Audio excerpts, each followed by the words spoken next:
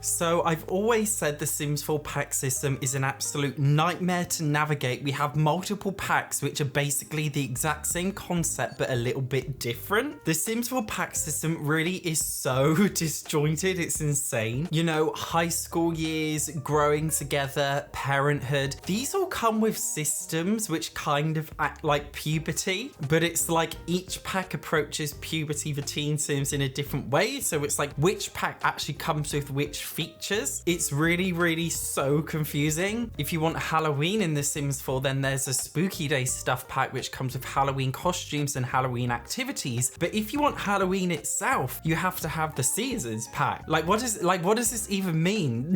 So I thought it would be really useful to go over the get this not that kind of thing, but apply it to The Sims 4 because there's so many packs and obviously not everybody can buy every single pack. In the most ideal world, you will own every single pack that you like, but not everybody can afford all of the packs. So I think it's really important to actually take a look at packs which have very similar themes and discuss which ones I think are better or worse. Now, the most common type of Sims 4 play is the family player. Some people always call this the legacy player, the vanilla gameplay player, the basic Willow Creek bitches. Yes, you. You're probably wondering, what's the difference between packs like Growing Together, a pack that's about family gameplay, Parenthood, a pack that's about family gameplay, Kids Room Stuff, a pack that's about family gameplay, Toddler Stuff, a pack that's about family gameplay. Like, I mean, Jesus Christ. All of which were just merged into one pack in The Sims 3, by the way. But the main two I see people discussing is Growing Together versus Parenthood. If you can only have one, but not both, it's a very tricky one to go about, although there are some key differences between them. So just to confirm, Parenthood primarily looks at parenting from the perspective of the parent themselves, having to discipline your kids and raise them in a certain way. And however you raise your kids depends on how they will grow up to be and what kind of person they'll be in the future. It comes with a brand new parenting skill. It comes with after school projects. It comes with pack lunches for your kids. It comes with sibling rivalries, as well as a few new gameplay objects for kids and teens. Growing Together, on the other hand, supposedly focuses on adding a little bit of content for all life stages. That's debatable in my personal opinion. The pack basically makes infants functional because without the Growing Together pack, infants are a little bit of a paperweight, but with the Sims 4 Growing Together, they feel less like a paperweight. It comes with a couple of random activities like kids' bikes and tree houses, and it comes with board games and jigsaw puzzles, and it comes with slumber parties and baby showers and family reunions. I'll be brutally honest, I think both packs are kind of mid, but if I really had to choose, not which one comes with the most features, no, which one actually has an impact on your gameplay the most, because that's the most important thing. In my personal opinion, Parenthood has the biggest gameplay impact. I know I'm probably going to get some hate for saying this. All of the toxic simmers are now going to run over to Reddit or Twitter and call me a far-right conservative because I said Parenthood is better than Growing Together.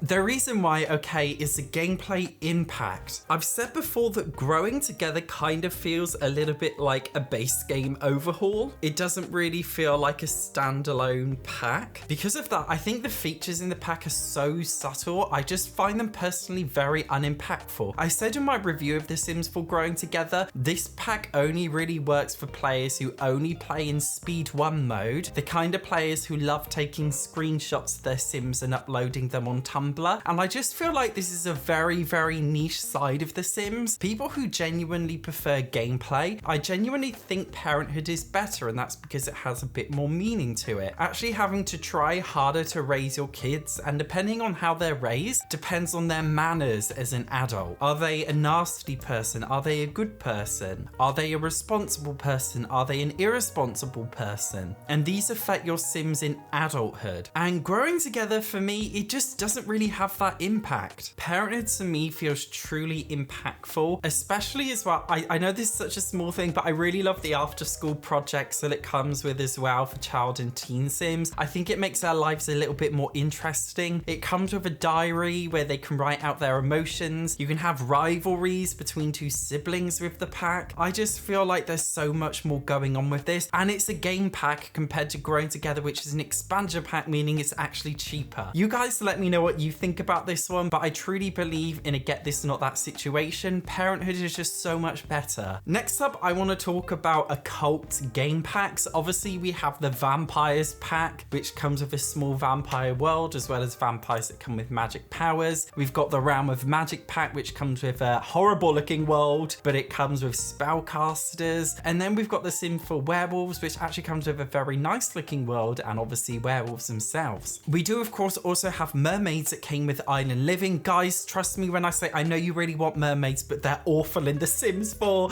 They're so awful. They were awful in The Sims 3. They've never been good. Mermaids are not it in The Sims. But in terms of the 3 main occult packs, I genuinely think they're all pretty good. The Sims team always do. All of the paranormally kind of packs, all of the non-vanilla packs, these are always so good. And I will say all of them have something really special about them. But if I had to choose one in a get this not that situation, it has to be werewolves. Werewolves have the most in-depth and enjoyable cast mode out of all of the occults. They are so fun to create, and there are so many options. And they're also so in-depth in terms of their personalities. They have some very kind of unique quirks for each individual werewolf. They all have individual powers, and I just feel like the way that you play with werewolves really does impact your game in a significant way. With vampires, for example, they come with powers, but the powers are just a little bit boring in my opinion. Like, put another sim in an embarrassed mood for a couple of hours, or do you know what I mean, walk faster. Like, it doesn't really come with anything that impactful. Realm of Magic, I will say, is fun, but one thing I've heard people describe Realm of Magic before as basically Sims 4 cheats, but as a pack, and that's because it's very weirdly OP, and you can basically do anything with this pack. If you want to fulfill all your Sims needs in one go, just get a needs fulfillment potion and it's done. If you need to clean the shower, just use a cleaning spell and it's done. It's basically like the ultimate cheat for The Sims 4. That's what Realm of Magic is. I personally really love Realm of Magic. I think it's an amazing pack. A lot of Sims don't like it, but I really love it. However, if it was a get this not that situation, werewolves, guys, are most definitely the best occult for The Sims 4. They've got the best lore and storylines in the actual pack as well. There's like this pack rivalry thing between 2 different packs, and there are different dynamics between them. There are different hierarchies in the werewolf pack. So really is so much going on with it, and it just totally changes the impact that it has on your game. Whereas the other ones, I don't really feel like they're that impactful. Next up, we're talking about city packs. Now you might be thinking, Satch, well, there's city living, there we go. However, there's actually a couple more. So For Rent is, I kind of like a city pack, not really, but you can create apartment complexes. Now you can't create skyrise apartments like you can with city living. That is a differentiating factor. However, you can build your own, because with The Sims 4 City Living, you can't build your own apartments. There's only pre-made ones, and you can't really edit the walls or anything. You can only change the furniture inside. With For Rent, on the other hand, you can truly make a full-on apartment complex. It's a very, very fun building concept in The Sims 4. And then we have The Sims 4 Eco Lifestyle. This,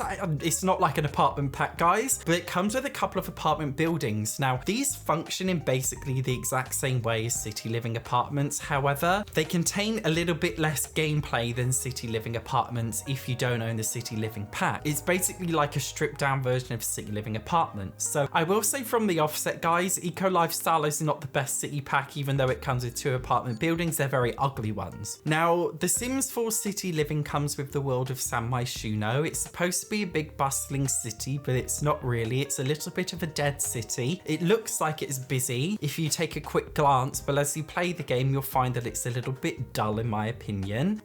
City Living's actually one of my favorite packs, so this might surprise you with me saying this, but the actual city world itself is not that great, and a lot of the pre-built lots are very, very ugly. There's not much actual apartment gameplay. Like, you can live in an apartment, but there's no apartment gameplay. The key defining feature for me with City Living is the festivals, and it has a very big social aspect to it, and that's what I really, really love about City City Living. For Rent, on the other hand, is more of a builder's pack, really. Simply being able to build your own apartments is great. And I just want to say, even if you're not a builder, there are so many on the gallery, and there are so many that only use the For Rent pack or only use For Rent plus one other pack. I recently built one on YouTube, which was just For Rent and Get to Work. Now, the apartment or duplexes, as they call it, residential, they call it duplexes or residential rental. I don't know what buzzword they want to use, but I'm going to call them a duplex. The duplexes themselves have events like landlord events and tenant events, and it of course comes with a landlord career. Unfortunately, this career is broken and you don't get paid properly. It's very inconsistent, and unfortunately EA have not addressed this, so consider this to be kind of an abandoned pack in terms of being extremely buggy, like My Wedding Story's Dine Out level bad, and it's just kind of been abandoned. It seems they've given up on it and they just don't care about fixing the packs, so consider the gameplay of this a little bit dead. However, I do truly love the flexibility of being able to build your own apartments anywhere. Not just apartments, you could build a trailer park with this pack, you can build a retirement home. There are so many different possibilities, and if you had to choose between a city pack and it was a get this, not get that situation, it's a very tough call. But I'm actually going to say For Rent, and this may surprise you because I think For Rent is a trash pack and I think City Living is an excellent pack. However, I feel like For Rent is a bit more impactful in the sense that you can build 2 units on the same lot, meaning if you have a very large lot in the base game Sims 4 world like Willow Creek, you can simply build 2 houses on their lot and register them as separate rentals, meaning that you basically made one lot into 2 smaller lots. In a weird way, I feel like it's a Sims 4's answer to almost having an open world. Not really, but it gives you the creative freedom to actually kind of add more lots to your game. I personally just feel like it's a lot more impactful. Again, that's very unpopular for me to say. It really hurts me to say it because I love City Living so much and I absolutely detest For Rent. However, the gameplay aside, simply being able to create your own apartment buildings and complexes, I just think it takes it to a whole new level. And the fact that there are already so many on the gallery, I just feel like it's harnessed actually a lot of positivity in the community. Even though the gameplay for it is trash and the world that it comes with is trash, simply being able to just make residential rentals on the same lot, I feel like just makes a huge difference. And if you want to know more about why I think it's very impactful, even though I hate it, I will pin a video in the comments of this video explaining why. Next up, we have Get This, Not That. For the animal packs, we have the Sims 4 Cats and Dogs, we have the Sims 4 Horse Ranch, and we have the Sims 4 Cottage Living. Cats and Dogs just comes with cats and dogs, and it comes with a very, very buggy veterinary career. You can't do very much with cats and dogs. You can't control them. They just kind of walk around doing nothing. Horse Ranch is a little bit more active than cats and dogs, although it does only just come with horses. Horse breeding, I do admit, is actually quite a fun feature of this pack, although unfortunately it is extremely buggy, like very, very buggy. I will say the horse gameplay is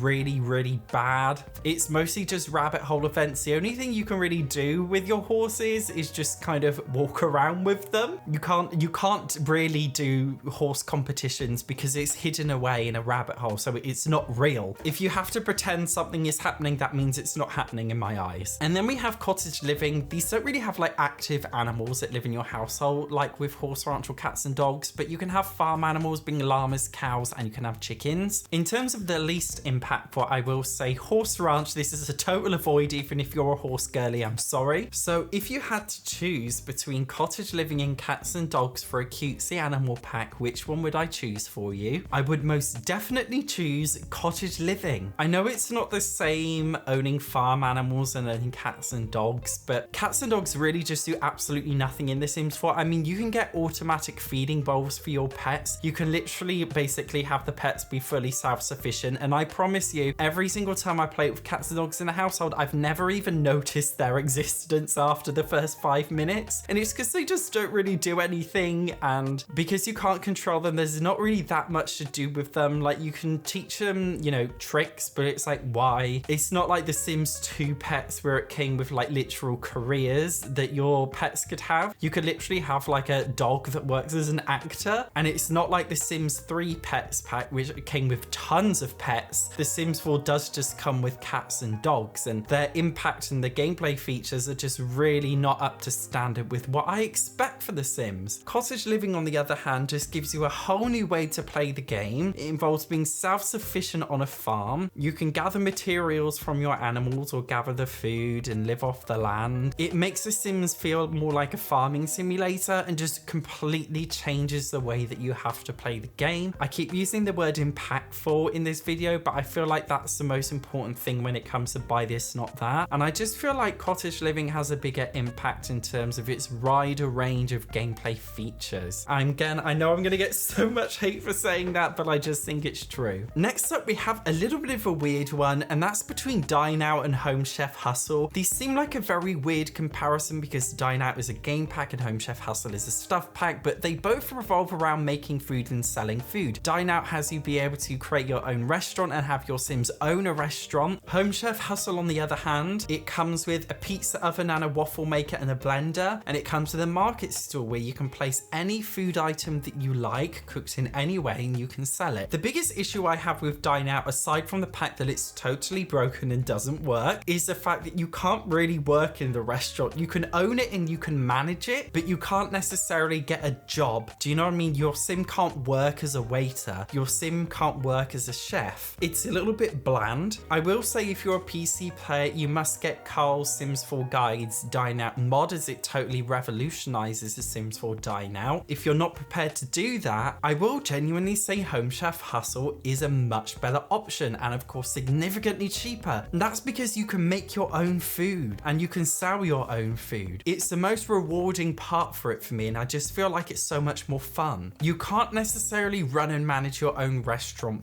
but there is kind of a sneaky way you can go about it. If you build a community lot that's labeled as generic, you can actually lock certain rooms of the lot away and only allow your Sims to enter the rooms to kind of create the illusion that you're owning it. Again, I think it's a little bit of an unpopular one. I will say, if you are prepared to use Carl's Dine Out Reloaded mod, honestly, like, I do think Dine Out is better because that mod basically fixes the entire pack and it allows you to actually work as a waiter, work as a chef, work as a host. But if you can't get that mod, or you don't want to have that mod, then I do think in a I can't even say it in a get this don't get that situation, Home Chef Hustle is a little bit better in my opinion. I feel like all of my opinions today have been a little bit unpopular. What do you guys think? Let me know. I'm gonna link to a video of me playing with the Dine Out mod, and also I'm linking to a video of The Sims 4 for rent, why I think it's good for the residential rental. So make sure you watch one of those two videos out. Thank you very much for watching. I will see you in the next one.